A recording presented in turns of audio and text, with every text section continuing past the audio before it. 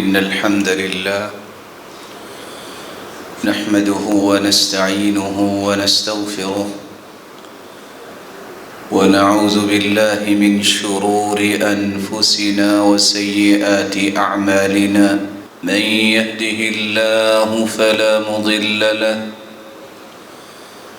ومن يضلل فلا هادي له وأشهد أن لا إله إلا الله وحده لا شريك له وأن محمدًا عبده ورسوله يا أيها الذين آمنوا اتقوا الله حق تقاته ولا تموتن إلا وأنتم مسلمون يا أيها الناس اتقوا ربكم الذي خلقكم من نفس واحدة وخلق منها زوجها وبث منهما رجالا كثيرا ونساء واتقوا الله الذي تساءلون به والأرحام إن الله كان عليكم رقيبا يا أيها الذين آمنوا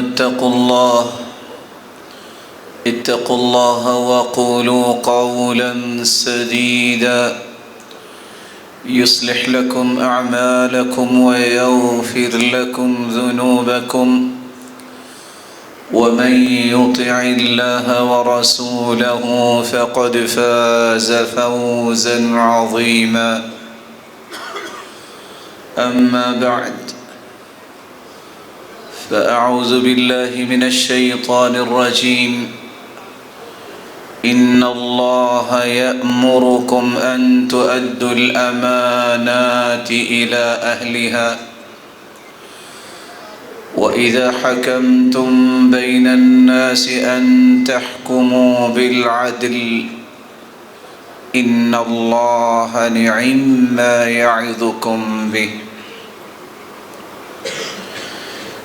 بے پناہ احسان ہے اس اللہ ذوالجلال کا جس نے ہماری رشد و ہدایت کے لیے نوشتہ ہدایت قرآن مجید کو نازل کیا اور پھر اس کی روشنی میں تربیت اور تزکیہ کرنے کے لیے کائنات کی سب سے ارفع ہستی محمد الرسول اللہ صلی اللہ علیہ وسلم کو ہادی و مرشد بنا کے بھیجا، جن ہستیوں نے آپ کی معیت، صحبت و رفاقت اور آپ کی تربیت کو پسند کیا، اللہ ذوالجلال نے قیامت تک آنے والی انسانیت کے لیے ان کے ایمان کو میزان و مقیاس اور معیار قرار دیا۔ کن اصول و ضابطے کی روشنی میں ان کی تربیت کی گئی؟ ان میں ایک اصول یہ تھا کہ وہ دنیا میں سب سے بڑے امین تھے۔ اللہ ذوالجلال نے ان کو وہ دیانت اور امانت عطا کی کہ آج تک زمانہ 100 سال کی 14 کروٹیں لے چکا، لیکن ان جیسا امین روئے زمین پہ نظر نہیں آیا۔ وہ خیانت سے کوسوں دور تھے۔ یہی وہ تربیت تھی جس نے ان شخصیات کو مثالی شخصیات بنایا۔ آج کی ہماری گفتگو کا محور صرف یہی 2 نقاط ہوں گے، امانت اور خیانت۔ امانت کا مطلب یہ ہے ذمہ داری کی صحیح ادائیگی کرنا، قلبی سکون، طمأنینت۔ اس لیے عربی کتابیں لکھتی ہیں لفظ آمین تدل علی سکون القلب،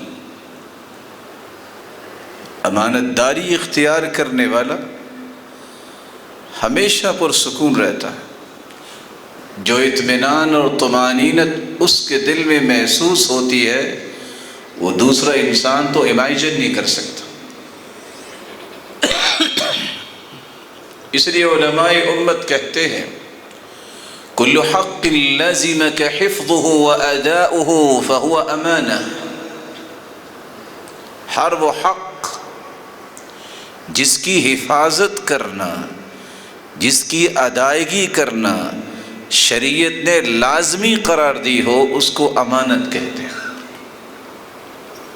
التعفف عما يتصرف فيه الانسان من مال او غیرہ، امانت یہ ہے کسی کے مال میں یا کسی اور چیز میں تصرف کرنے سے کبھی بھی ہاتھ آگے نہ بڑھائے، نظر اس پہ نہ جمائے۔ اس لیے نیشاپوری کہا کرتے تھے فمن اداہ فلہ الکرامہ ومن قصر فیہ فعلیہ الغرامہ۔ شریعت نے اسی لیے ضابطہ دیا ہے جو امانت کی حفاظت کرتا ہے ہر روز اس کی عزت میں اضافہ ہی ہوتا ہے، اور جو اس میں کمی کرتا ہے اسے دنیا میں بھی چھٹیاں بھرنی پڑتی ہیں اور قیامت کو بھی اللہ ذوالجلال کے سامنے کھڑا ہو کے کیا جواب دے گا۔ اس لیے رسول اللہ صلی اللہ علیہ وسلم نے امانت کو ایک مثالی نعمت قرار دیا ہے۔ سیدنا عبداللہ ابن عمر رضی اللہ تعالی عنہ سے مروی ہے رسول اللہ صلی اللہ علیہ وسلم نے فرمایا اربع اذا کن فیک فلا علیک ما فاتک من الدنیا۔ میرے صحابی اگر 4 نعمتیں تمہیں اللہ نے عطا کر دی ہیں تو پھر ساری دنیا لٹ جائے تمہیں پرواہ نہیں ہونی چاہیے۔ حفظ امانہ وصدق الحدیث وحسن خلیقہ وعفت مطعم، امانت کی حفاظت، زبان کی صداقت، حسن اخلاق اور پاکیزہ لقمہ۔ جس شخص کو یہ 4 نعمتیں نصیب ہو جائے ساری دنیا لٹ جائے اسے کوئی پرواہ نہیں کرنی چاہیے۔ اس لیے رسول اللہ صلی اللہ علیہ وآلہ وسلم نے صرف امانت کو مثالی نعمت ہی نہیں کہا بلکہ فرمایا دنیا میں سب سے مثالی صدقہ کرنے والا وہ ہے جو امانت دار ہے۔ رسول اللہ صلی اللہ علیہ وآلہ وسلم کا فرمان ہے، سیدنا ابو موسیٰ الاشعری رضی اللہ عنہ روایت کرتے ہیں الخازن الامین الذي يؤدي ما امر له به طیبة نفسه احد المتصدقین۔ ایک شخص اکاؤنٹنٹ ہے، ذمہ دار ہے، خازن ہے، فائنانس کی ذمہ داری ہے، اور جو اسے کہا جاتا ہے وہ ادائیگی کرتا ہے دل کی خوشی کے ساتھ۔ آج یہ بات بھی سمجھنے والی ہے، ایک شخص ذمہ دار ہے، مالک نہیں ہے، جب مالک اسے کہتا ہے دے دو نہیں دیتا تب بھی جرم، دیتا ہے اور منہ بنا کے دیتا ہے جبکہ وہ مالک نہیں ہے، تو کہیں اپنے اجر میں یہ نقصان نہ کر بیٹھے۔ اگر وہ پورا دیتا ہے، دل کی خوشی سے ادائیگی کرتا ہے، حالانکہ وہ مالک نہیں ہے، احد المتصدقین، اگر اس کے ہاتھ سے 1 ارب روپیہ بھی تفویض کیا گیا، ادا ہو گیا ہے، تو سورج غروب ہونے سے پہلے ادائیگی تو اس نے کر دی، لیکن سورج غروب ہونے سے پہلے اس کے نام اعمال میں بھی اتنا صدقہ لکھا گیا ہے۔ ایک امانت دار ایک مثالی صدقہ کرنے والا ہوتا ہے۔ رسول اللہ صلی اللہ علیہ وآلہ وسلم نے اس لیے صحابہ کے اندر امانت و دیانت کوٹ کوٹ کر بھری، اور یہ صحابہ کرام کا ایک امتیازی وصف تھا کہ وہ امانت کے اندر کبھی بھی خیانت نہیں کرتے تھے۔ نافع بیان کرتے ہیں سیدنا عبداللہ ابن عمر رضی اللہ تعالی عنہ طواف کیا، 2 رکعتیں پڑھی اور بیٹھ گئے۔ پوچھنے والا پوچھتا ہے ما اسرع ما طفت وصلیت رکعتین، کتنی جلدی آپ نے طواف کر لیا اور 2 رکعتیں پڑھ کے فارغ بھی ہو گئے؟ تو سیدنا عبداللہ ابن عمر فرمانے لگے جی ہاں، انتم اکثر منا طوافا وصیاما، تم لوگ ہم سے زیادہ طواف بھی کرتے ہو، ہم سے زیادہ روزے بھی رکھتے ہو، ونحن خیر منکم بصدق الحدیث واداء الامانہ وانجاز الوعد۔ لیکن یاد رکھنا یہ مقام جو صحابہ کا ہے یہ کسی کو نصیب نہیں ہوگا۔ تمہارے طواف زیادہ ہیں، تمہارے روزے زیادہ ہیں، لیکن اللہ ذوالجلال نے ہمیں بہتر کیوں بنایا ہے؟ کیونکہ صحابہ کرام کی شان یہ تھی ہمیشہ صداقت پہ قائم رہنا، امانت کی حفاظت کرنا، اور جو وعدہ کر دیا ہے اسے نبھا کے دکھانا۔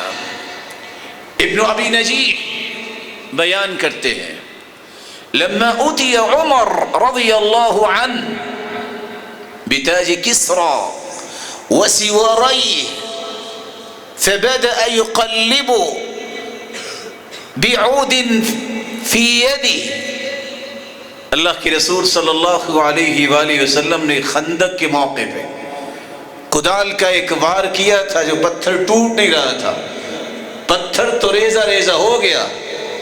آپ نے فرمایا دیکھ رہے ہو یہ کیسر و کسریٰ کے محلات مجھے نظر آ رہے ہیں۔ مومنوں کو یقین تھا کہ محمد مصطفیٰ کی زبان اطہر نے جو بولا ہے اس سے بڑی صداقت اللہ نے دنیا میں اتاری کوئی نہیں۔ مومن خوش ہو گئے۔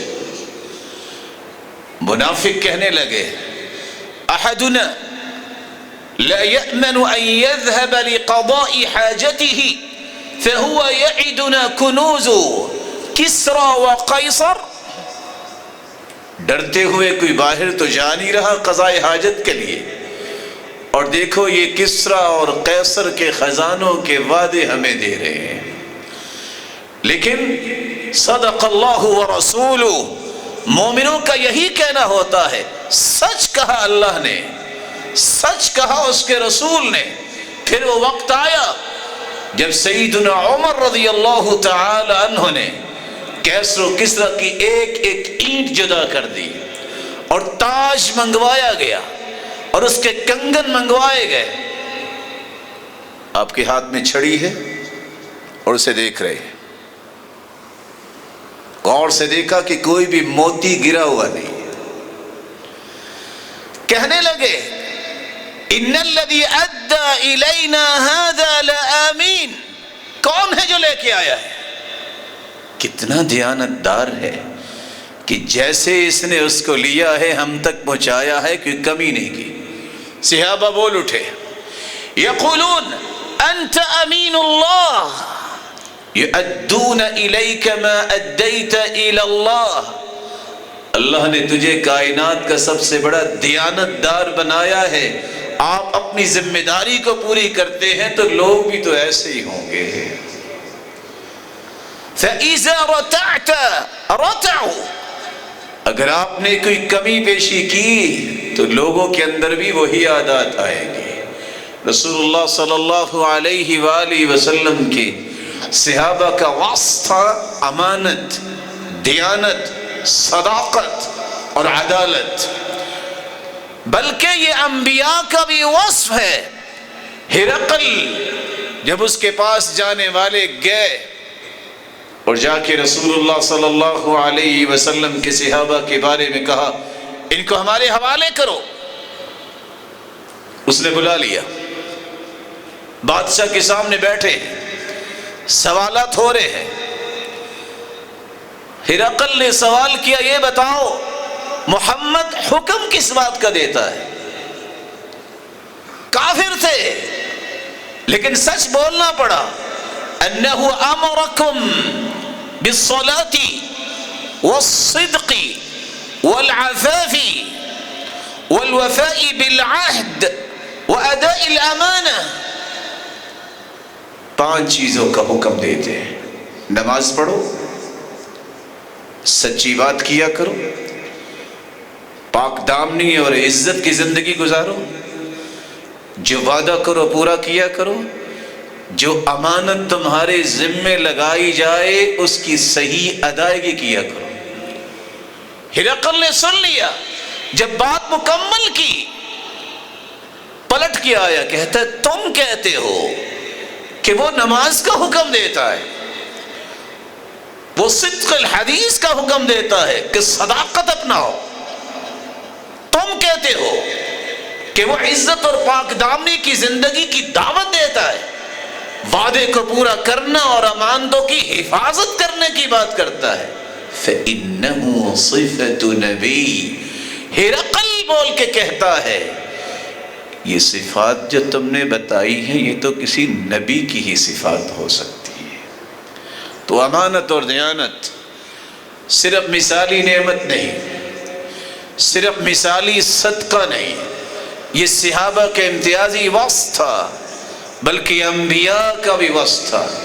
یہی وجہ ہے رسول اللہ صلی اللہ علیہ وسلم نے خوشخبری سنائی ہے، التاجر الصدوق الامین المسلم، ایسا تاجر جو مسلمان ہے، سچ بولنے والا ہے، دیانت دار اور امانت داری کے ساتھ تجارت کرتا ہے، مع النبیین والصدیقین والشہداء یوم القیامہ، قیامت کے دن وہ کھڑا ہوگا انبیاء کی صف میں، صدیقین کی صف میں اور شہداء کی صف میں۔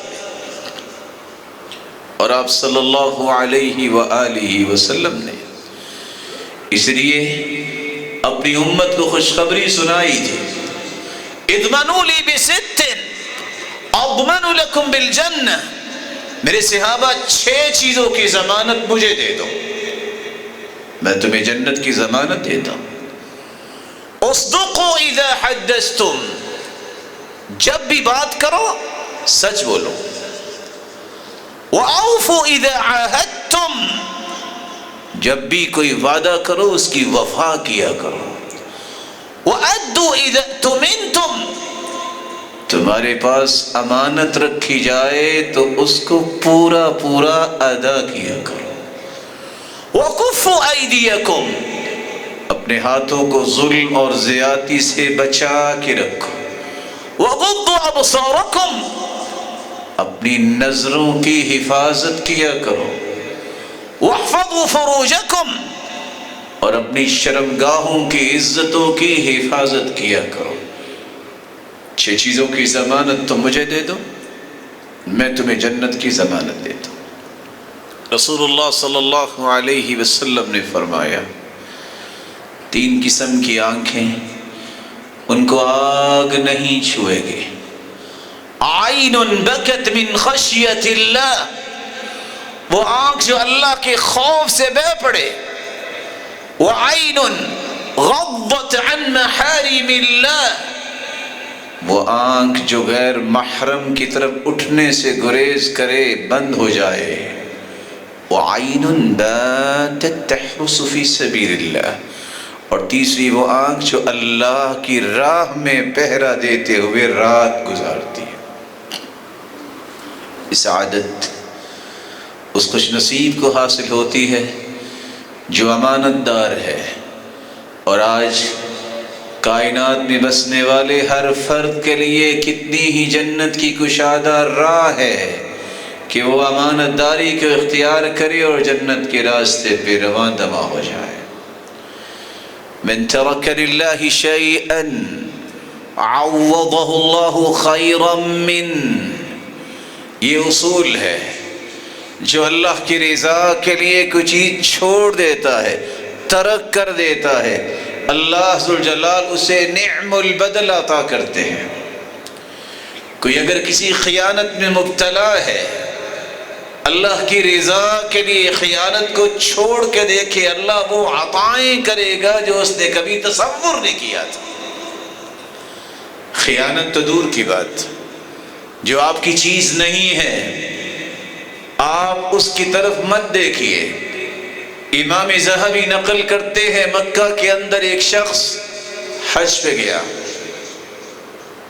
اس کے ہاتھ میں ہیرے جواہرات کا وہ ہار تھا، بیٹی ساتھ تھی، گم ہو گیا۔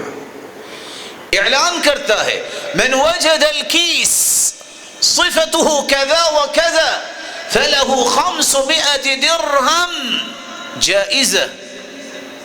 لوگوں، یہ ایک شاپنگ بیگ کسی کو ملا ہو جس میں ایک ہار ہے، اگر مجھے واپس کر دے تو میں اسے بطور انعام 500 درہم دوں گا۔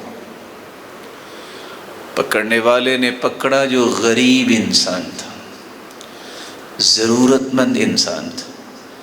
اس نے سوچا یہ میرا تو نہیں ہے، دیانت اس کو کہتے ہیں، اٹھا جا کے اس کے حوالے کر دیا۔ اس نے 500 درہم دینا چاہا، کہتے نہیں، کس چیز کا انعام؟ یہ میری ذمہ داری ہے، یہ امانت تھی آپ کی، آپ کے پاس پہنچ گئی۔ انعام بھی نہیں لیا۔ وقت گزرا، تجارت کی غرض سے سفر کیا، کشتی پہ بیٹھا، کشتی ٹوٹی، اللہ کی توفیق سے جزیرے میں پہنچا، لوگوں نے پکڑ کے علاج کیا، کچھ پڑھانا جانتا تھا، پڑھانے لگ گیا۔ لوگوں نے کہا کیا خیال ہے اگر آپ کا نکاح کر دیں تو؟ کہا جیسے آپ چاہو۔ ایک یتیم بچی کے ساتھ نکاح کر دیا گیا۔ فجعل يحد النظر إليها، نکاح ہوا، غور سے دیکھتا ہے۔ لوگوں نے کہا یہ کیا، تم کیسے دیکھ رہے ہو، تمہیں تو معانست کرنی چاہیے۔ کہتے عندي لها قصہ، یہ میں جس ہار کو دیکھ رہا ہوں اس کے بارے میں میرے پاس ایک قصہ ہے۔ اور پھر وہ پورا قصہ بیان کیا۔ لوگوں نے کہا جانتے ہو یہ کون ہے؟ ایک شخص گیا تھا، وہ واپس جب مکہ سے آیا تو روتا تھا، یا اللہ ایک مرتبہ مجھے مکہ واپس لے جا، میں نے اس جیسا دیانت دار نہیں دیکھا، میں اپنی بیٹی کا نکاح اس سے کر کے تیرے پاس آنا چاہتا۔ ہار چھوڑا، اللہ نے ہار بھی دیا اور ہار والی بھی دے دی۔ من ترک للہ شیئا عوضہ اللہ خیرا من، جو رب کی رضا کے لیے چھوڑ دیتا ہے اللہ اسے نعم البدل عطا کیا کرتے ہیں۔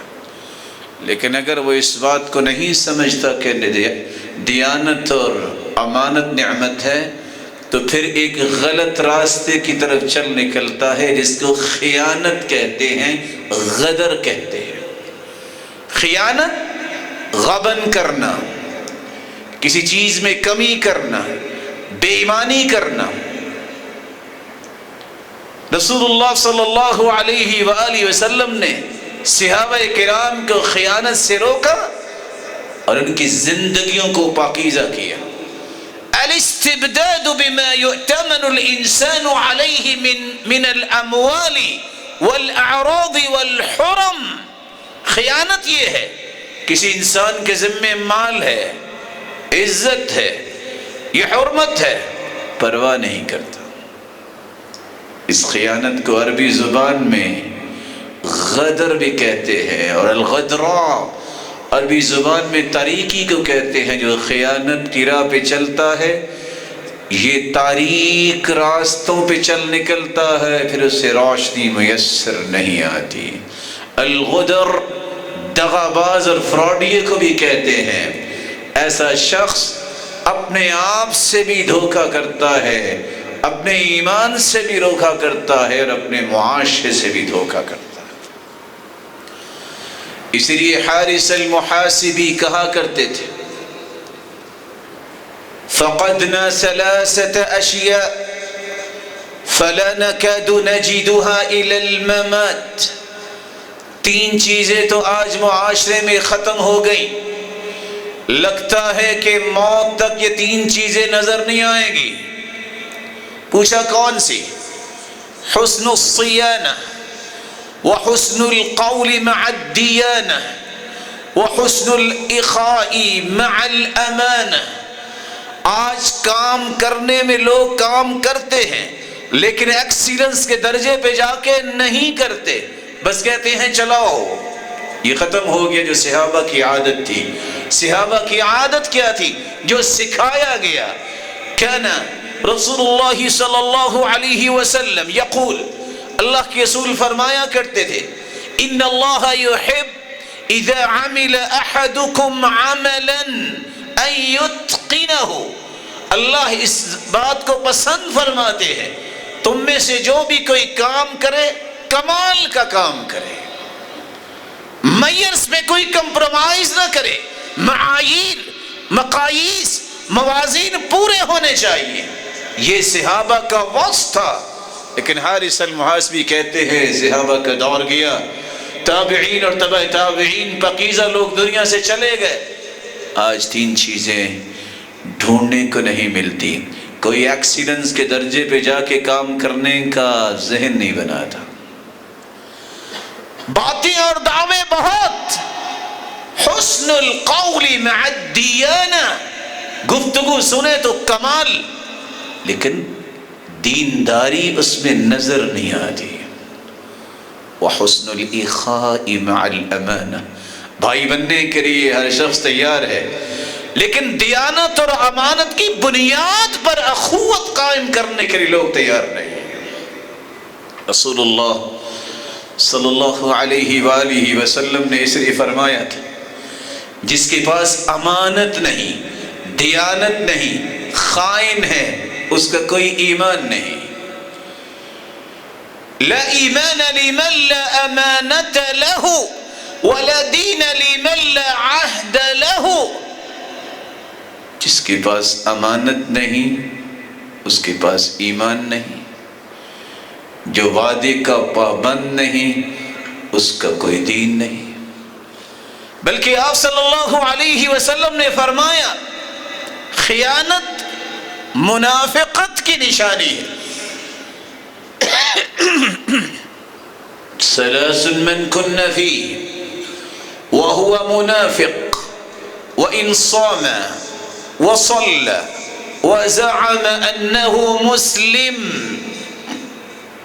تین خصلتوں میں سے کوئی بھی خصلت اگر کسی انسان میں پیدا ہو جائے وہ منافق ہے، اور دوسری روایت کے الفاظ ہے منافقا خالصا، یہ خالص منافق ہے۔ اگر تینوں صفات، کون سی صفات؟ من اذا حدث كذب واذا وعد اخلف واذا اؤتمن خان، بات کرے تو جھوٹ بولے،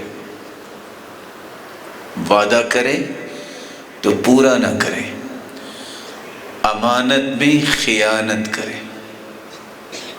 یہ صرف بے ایمانی نہیں ہے، خیانت منافقت کی نشانی ہے۔ وَإِن صَامَ وَصَلَّى، وہ نماز بھی پڑھتا ہو، وہ روزہ بھی رکھتا ہو، وَزَعَمَ أَنَّهُ مُسْلِمٌ، اور اس کا گمان بھی ہو کہ میں مسلمان ہوں، لیکن شریعت اسے منافق کنسیڈر کرتی ہے۔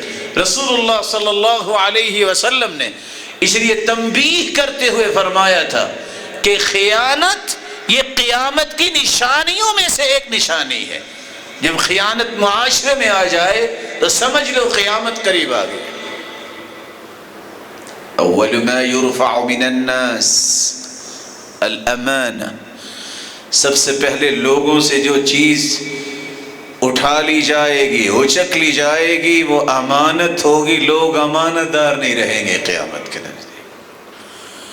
وآخر ما يبقى فيهم الصلاة، اور اگر کوئی بچی چیز رہ جائے گی لوگوں میں تو وہ نماز ہوگی، بس نماز پڑھتے نظر آئیں گے۔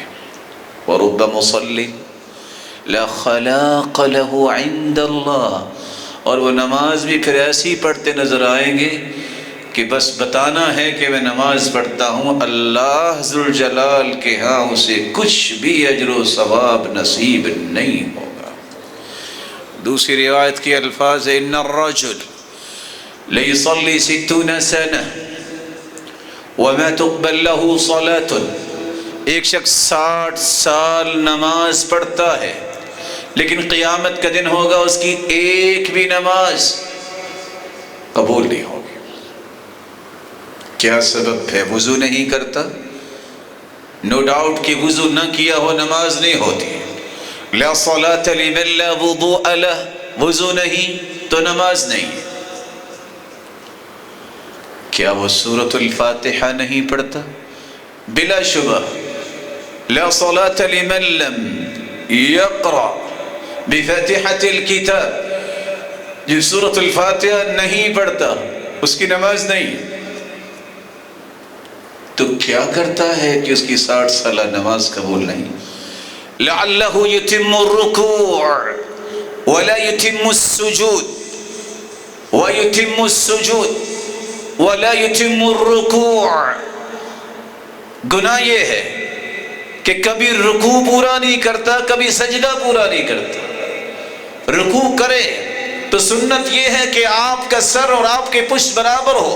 وَلَوْ صُبَّ عَلَيْهِ الْمَاءُ لَاسْتَقَرَّ، آپ صلی اللہ علیہ وآلہ وسلم رکوع کرتے، اگر پانی انڈیل دیا جائے تو پانی کمر مبارک پہ رک جائے۔ سجدہ کرتے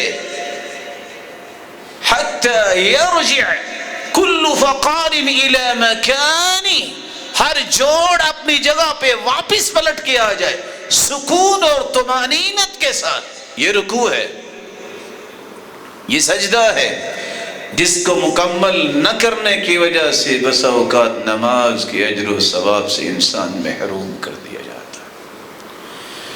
آپ صلی اللہ علیہ وآلہ وسلم نے فرمایا سَيَأْتِي عَلَى النَّاسِ سَنَوَاتٍ خَدَّعَاتٍ، لوگوں قیامت کے نزدیک دھوکہ دینے والے سال آئیں گے۔ اللہ کے پیارے پیغمبر سال بھی دھوکہ دیتے ہیں؟ فرمایا یکذب فیہا الصادق ویصدق فیہا الکاذب، دھوکہ یہ ہوگا لوگ سچے کو جھوٹا اور جھوٹے کو سچا کہیں گے۔ وَيُؤْتَمَنُ الْخَائِنُ وَيُخَوَّنُ فِيهَا الْآمِينَ، خائن کو لوگ امانت دار کہنے لگ جائیں گے اور امانت دار کو لوگ خائن کا طعنہ دینے لگ جائیں گے۔ یہ دھوکے قیامت کے نزدیک عام ہو جائیں گے۔ رسول اللہ صلی اللہ علیہ وآلہ وسلم نے خیانت کے بارے میں ایک چوتھی بات سمجھائی۔ ہر گناہ قیامت کے دن وبال ہے، لیکن کچھ گناہوں کا وبال دنیا میں بھی آ جاتا ہے۔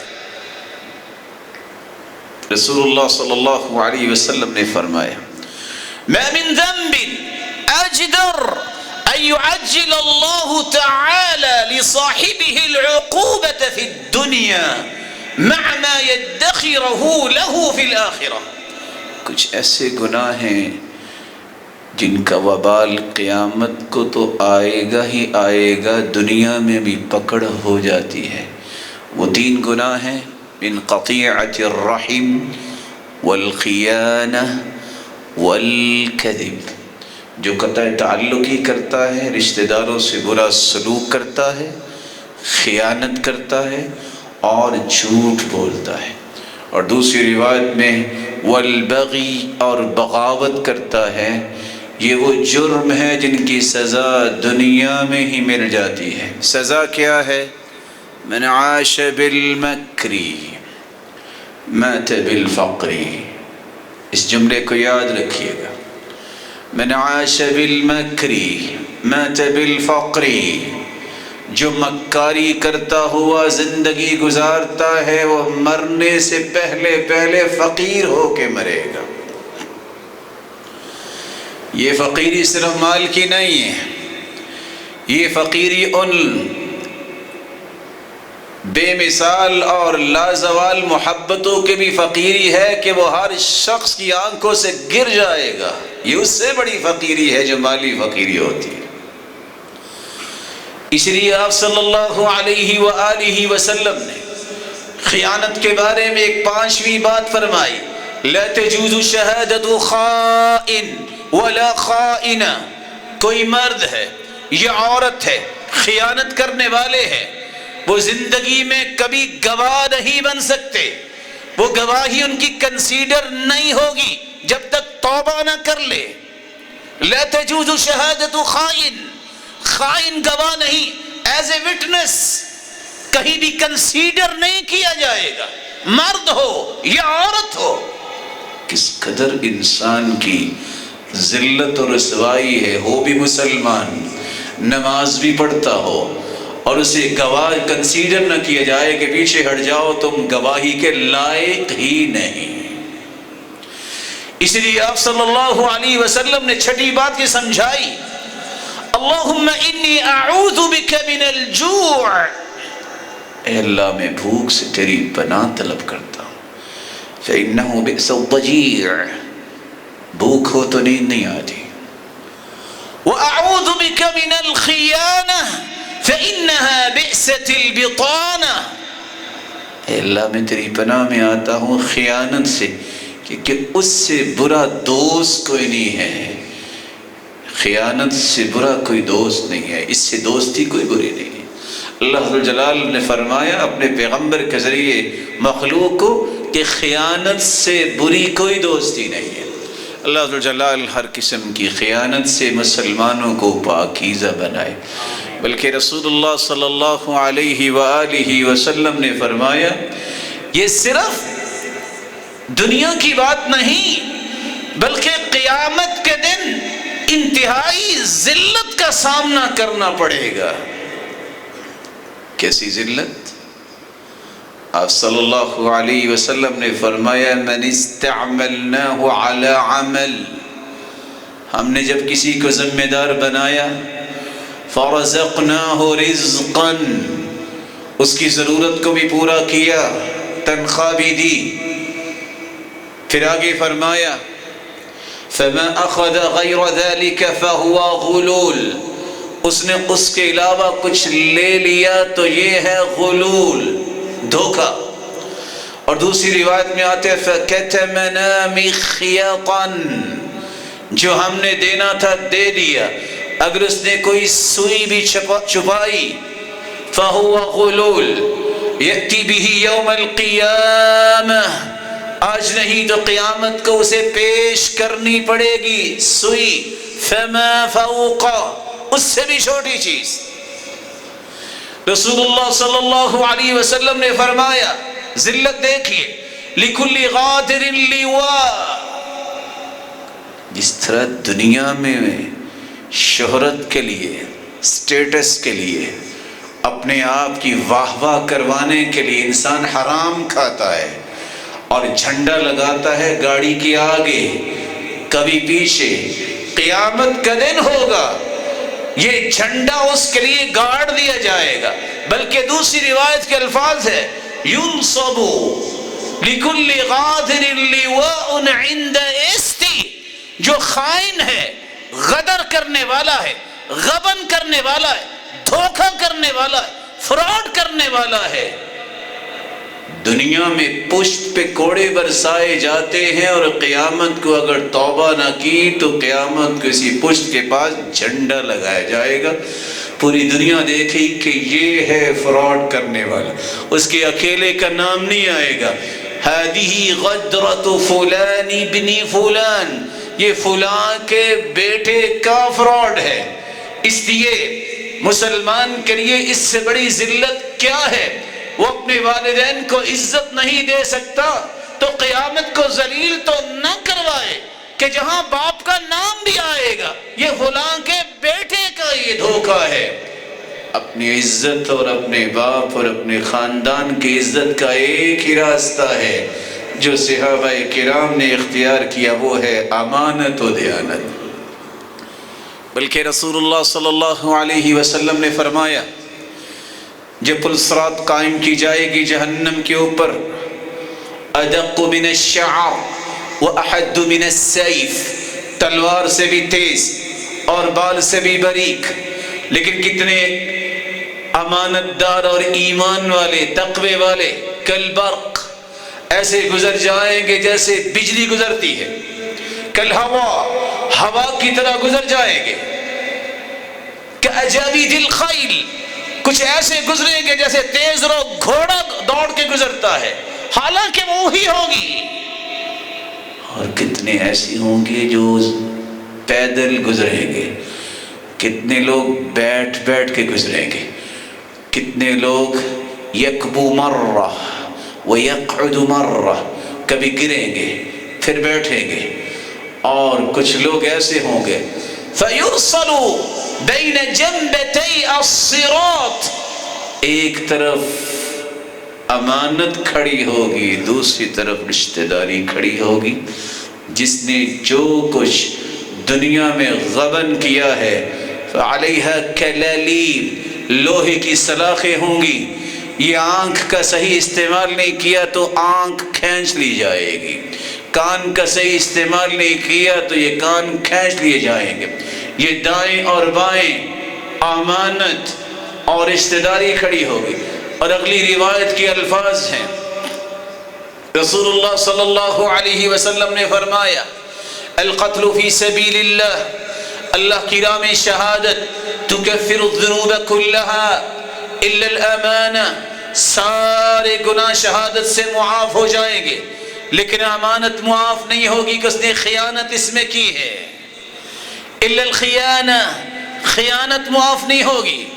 بلکہ رسول اللہ صلی اللہ علیہ وسلم نے فرمایا، اللہ ذو الجلال فرمائیں گے انطلقوا به الى الهاویہ، اس خائن کو پکڑو اور جہنم کی طرف لے جاؤ، فینطلق به الى الهاویہ، جہنم کی طرف لایا جائے گا اور پوچھا جائے گا اد الامانہ، دنیا میں تم نے امانت کی ادائیگی نہیں کی، آج کرو۔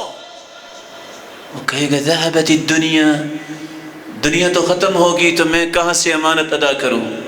اللہ فرمائیں گے دیکھو جہنم میں، پھر وَيُمَثَّلُ لَهُ هَذِهِ الْوَدِيعَةِ، وہ امانت نظر آئی، کہے گا ہاں یہ میں نے چرائی تھی، اسے لانے کے لیے نیچے جائے گا، کندھے پہ رکھے گا، قریب ہے کہ جہنم سے باہر آئے، ذلت عن قدمی عن منکبی، وہ امانت پھر گر جائے گی، فَهُوَ يَهْوِي فِي أَثَرِهَا إِلَى أَبَدَ الْآبَادِ، پھر ہمیشہ ہمیشہ کے لیے وہ اس کی تلاش میں جہنم میں رہے گا۔ اللہ ذو الجلال سے دعا ہے کہ اللہ ہم سب کو امانت و دیانت اور عدالت و صداقت کی صفات سے نوازے اور ہر قسم کے غبن اور خیانت اور دھوکے اور فراڈ سے محفوظ فرمائے۔ وآخر دعوانا